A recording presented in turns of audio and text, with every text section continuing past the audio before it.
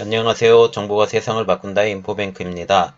이번에 전해드릴 내용은 세계적인 호평을 받은 한국형 시스템 드라이버 스루, 전 세계적으로 도입을 준비한다에 대해서 알아보겠습니다.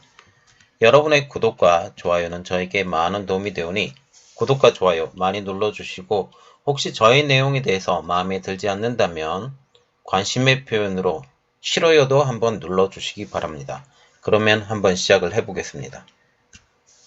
자, 그러면 우리가 기본적으로 알아봐야 될 게 드라이브 스루가 언제 시작이 됐는지 그 내용을 한번 알아보겠습니다. 그 드라이브 스루는 2차 세계대전 참전용사인 쉘든 레드 체니가 전쟁이 끝난 후에 아내 줄리아와 함께 여행하다가 미주리주 스프링필드라는 마을에 정착을 했습니다. 이 레드는 그 1947년에 미국의 첫 대륙 횡단 도로인 루트 66 주변에 가게를 하나 인수한 뒤에 햄버거 식당을 차렸거든요. 그런데 부부는 식당을 알리기 위해서 레드의 자이언트 햄버거라는 커다란 광고판을 세웠는데 얼마 지나지 않아서 마지막 철자인 ER, 그래서 레드 자이언트 햄버거라고 하면서 이런 간판이 서져 있었습니다. 그래서 레드와 줄리아는 루트 66을 오가는 여행객들에게 더 빨리 음식을 제공하기 위해서 재미있는 아이디어를 하나가 냈는데, 그게 바로 드라이브 스루의 시작이었습니다. 이런 드라이브 스루는 맥도날드, 버거킹 같은 대형 패스트푸드 체인점으로 확대가 됐는데, 자가용을 많이 이용하고 있는 미국의 특성에 잘 맞아요. 그래서 식당으로 이동하는 시간이 오래 걸리거든요. 이것에 대해서 맞춰진 비즈니스 모델이었던 거죠.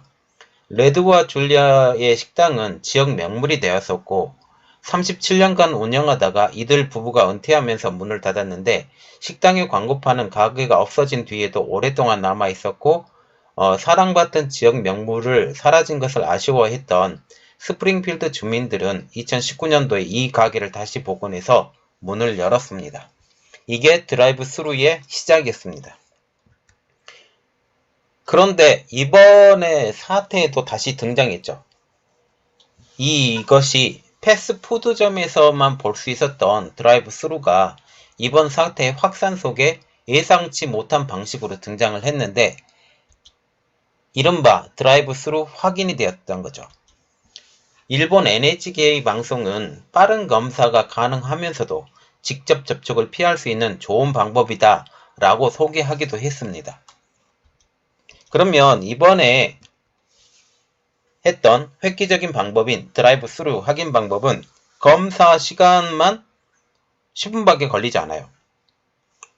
물론 이것이 결과가 나오는 시간까지는 훨씬 더 많이 걸리지만 검사하는데 단 10분밖에 걸리지 않기 때문에 굉장히 획기적인 방법이라는 거죠. 한번 설명을 해드리자면, 일단은 공영주차장이 필요해요. 그래서 공영주차장에 마련된 드라이브 스루라는 그 방법에 대해서 이제 알아보자면, 승용차 한 대가 천천히 접근합니다. 거기에 운전자가 안내원의 말을 따라서 차의 공기순환 장치를 내부로 바꿔요. 왜 그러냐면 이 외부로 바뀌면 이 안에 나쁜 공기가 밖으로 빠질 수 있기 때문에 내부로 바뀌고, 혹시나 외부 공기 중에 떠돌 수 있는 바이러스를 차단하기 위해서입니다. 접수와 문진 모두 차 안에서 이루어지고, 전화 접수가 마치게 되면 방호백을 입은 의료진이 운전자의 열을 잽니다. 이후에 차가 선별진료소 컨테이너 앞으로 이동하면 문진을 하게 되고, 작은 스피커를 통해서 컨테이너 안쪽 의료진과 대화도 가능합니다. 차 창문이 반쯤 열리고 15cm의 검체 채취형 면봉이 운전자 코에 쑥 집어넣습니다. 그러면 의료진은 또 다른 면봉을 입안에 또 집어넣고 입안 세포도 채취하죠. 말하자면 코의 세포와 입안의 세포를 다 채취하고, 이 면봉들은 시료통 안에 다시 담깁니다. 차 창문과 바퀴에는 소독액을 다시 뿌려주고요. 차에서 내리지 않는 드라이브 스루 시스템을 이용해서 간편하게 끝난 것입니다. 10분도 채 걸리지 않죠. 하루 100건의 검사도 소화할 수 있다고 합니다. 한 장소에서.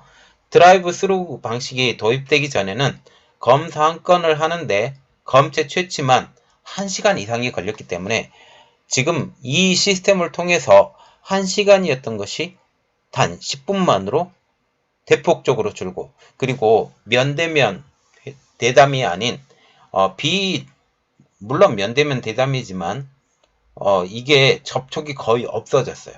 그래서 의료진에도 그렇고 그 검사를 받는 사람들도 그렇고 굉장히 편한 것이죠.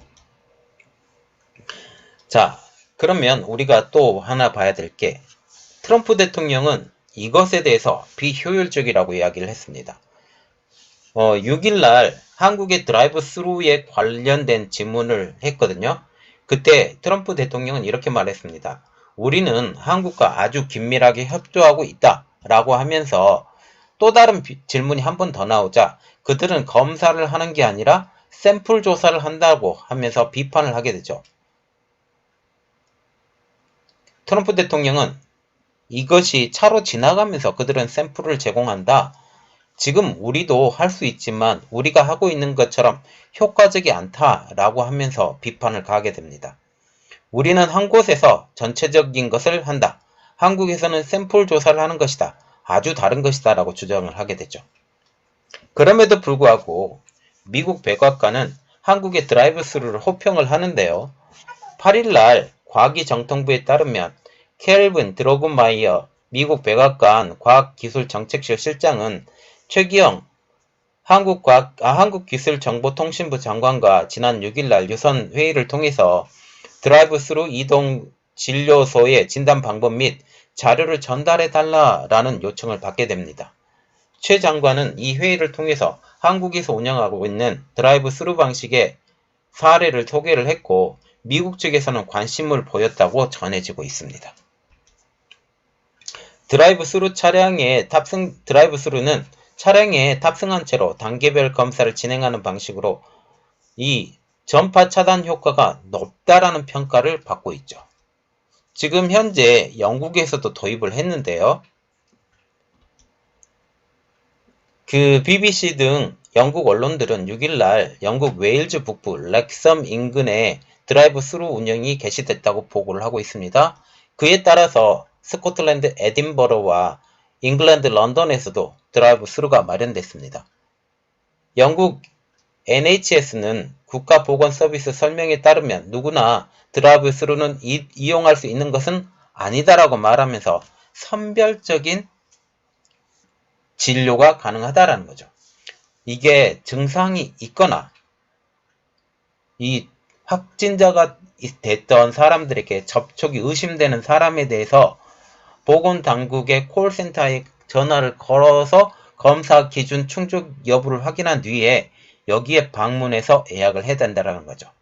예약 시간에 맞춰서 차량이 방문하면 검사관들은 검체를 채취하고 검사 결과는 72시간 내에 나온다고 하죠.